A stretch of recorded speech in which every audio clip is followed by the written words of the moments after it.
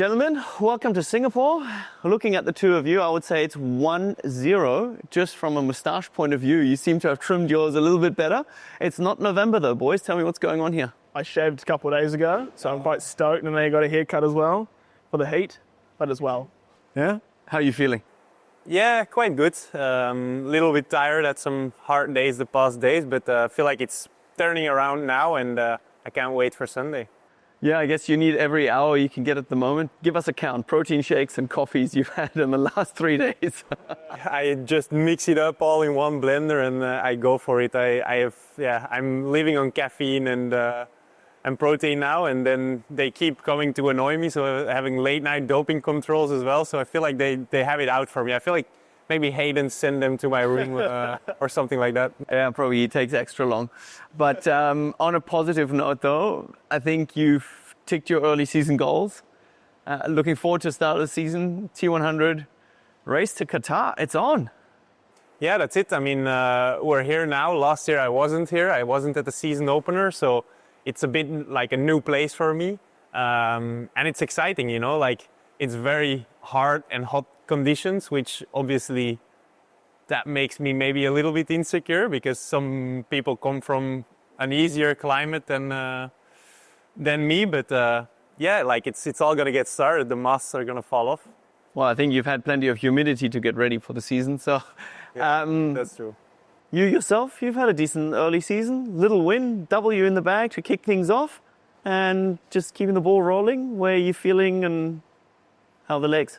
Yeah, the legs are good. It kicked off in Abu Dhabi, and then went back to Mandurah up into the hills. Not a lot of humidity there, as you know.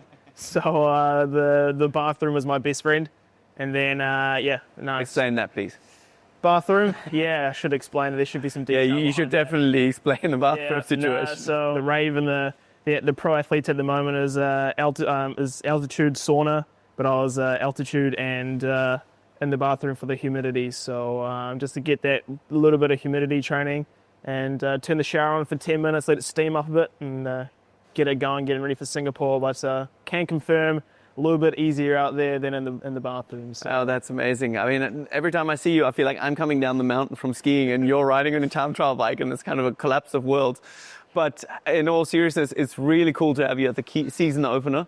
I think everyone's really looking forward to you taking on a new challenge, the T100, focusing on it a little bit more this year.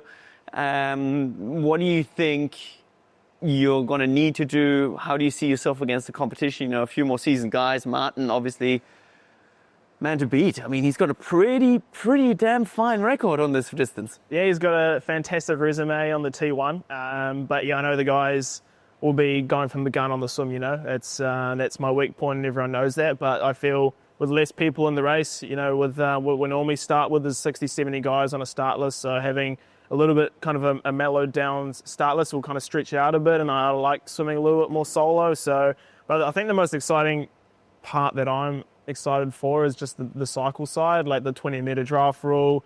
You know, I'm always complaining to myself that I do too much work in the short course stuff. So to finally have the opportunity to kind of race solo, so to speak, is really exciting. And yeah, just have to go 3 more K than I did at the end of last year. So.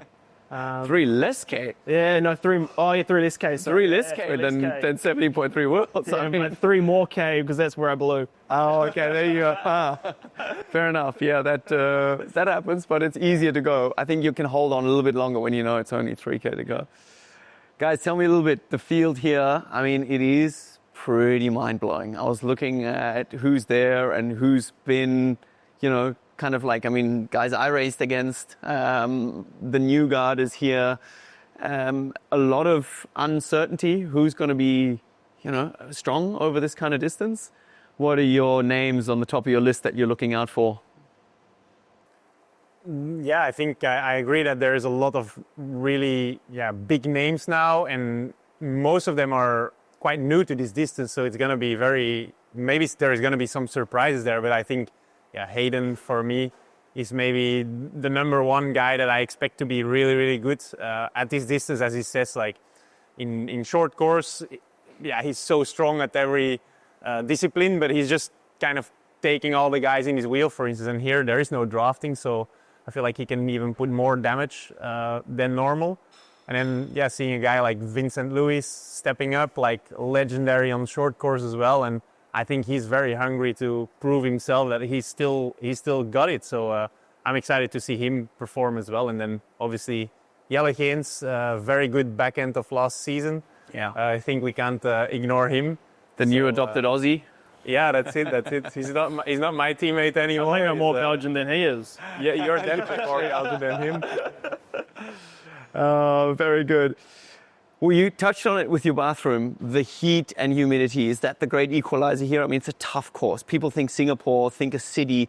You don't realize, 9 laps on the bike, and that's a solid bridge to climb. I mean, it sounds like a bridge, but it's actually a lot of altitude to be gained. Did you go and check the course out just then? No, I didn't know, but I've watched the replay many times, and like just hearing on commentary how Sam last year changed from a 58 tooth to go a little bit lower, and for a guy to change the front chainring and being so strong on the ride kind of tells you, yeah, it's quite a punchy climb. And I've got, for me, like I got the endurance set up, so I should be fine over those hills. But yeah, 2 by or 1 one by baby. 1 by. There we go, saving the weight. It's a big cassette. Oh, there we go.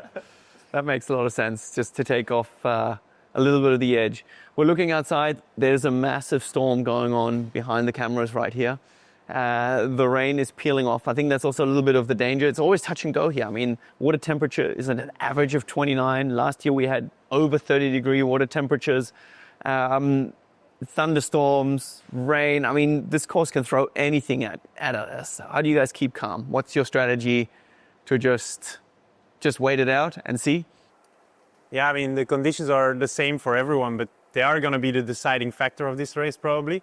But yeah, as I say, they're the same for everyone, and the preparation is done, so there's not very much more you can do. Like, obviously, having a good cooling strategy during the race, drinking enough, fueling enough, is going to be maybe more important than in other races because, yeah, if you go too aggressive, you might blow up. So be a bit careful, Hayden. Yes, it is my race style.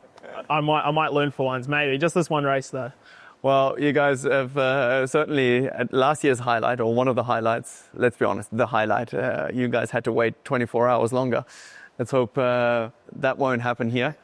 But just lastly, take us a little bit into your mindset. I know there's always, you guys have both raced, but when you come up against everybody, it's been a long off season, you haven't faced off against each other. Mentally, how do you kind of set yourself up for success here, and what's going to be the race routine for the next 48 hours? Yeah, I think it's super important to not overdo it in the next few days. Make sure you get the fluids in, get the carbs up. Like, you go out there and you know how hot it is, and as you know, the humidity just eats you with inside.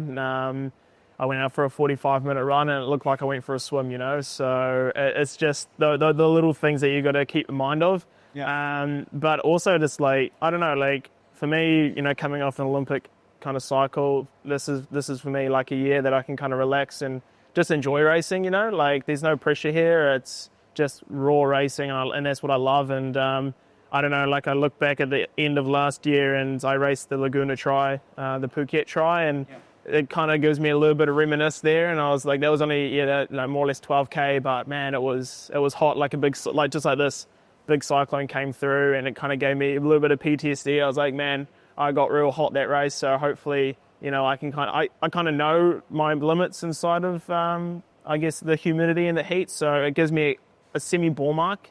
Yeah. I know a lot of the guys raced here last year, and they'll kind of know what it is, but I think you just got to go out there and just see what you get. You never know what you'll get on the day, and you know, we're professional athletes at our top, and Marten knows that you just got to adapt on the day. We've done it before, and we'll just have to, I guess, do it again. Marten, finishing off, we've got 2,000 age groupers here. They'll be taking on the race on Sunday before you guys.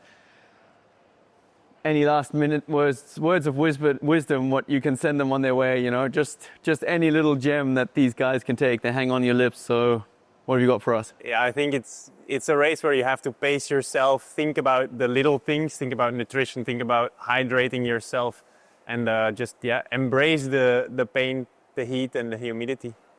There we go, T100. We're here in Singapore.